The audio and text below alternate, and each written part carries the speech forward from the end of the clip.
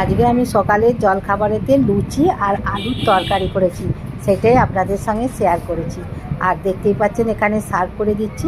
আজকে আমি লুচিকে ত্রিভুজ আকৃতি করে বেলেছি, গোল করে লুচি করিনি। ত্রিভুজ আকৃতির লুচিগুলো কি দেখতে সুন্দর লাগছে। অন্য দিন তো গোল করে বেলি, আজকে একটু ত্রিভুজ আকৃতি করে বেললাম, দেখতেও ভালো লাগলো। আর আলুর তরকারি করেছি, এখানে লুচিগুলোকে সার্ভ করে দিচ্ছি। আর আলুকে 4 টুকরো করে আর কুকারে সেদ্ধ করে নিয়েছি, নিয়ে আলুর তরকারিটা করেছি। এখানে আলুর তরকারি দিচ্ছি, কড়াতে তেল দিয়েছি, কাঁচা লঙ্কা আর 5 ফোড়ন দিয়েছি, দিয়ে টমেটোটা দিয়ে নেড়ে নিয়েছি। আলুর খোসাগুলো ছাড়িয়ে আলুটাকে কড়াতে মশলার সঙ্গে কষে নিয়েছি, আর আলুগুলোকে খুন্তি দিয়ে ভেঙে দিয়েছি। ভেঙে দিয়ে এবার স্বাদ মতন লবণ হলুদ দিয়েছি, দিয়ে জল ঢেলে দিয়েছি, দিয়ে ভালো করে ফুটিয়ে নিয়েছি, ধনে পাতা দিয়ে নামিয়ে নিয়েছি।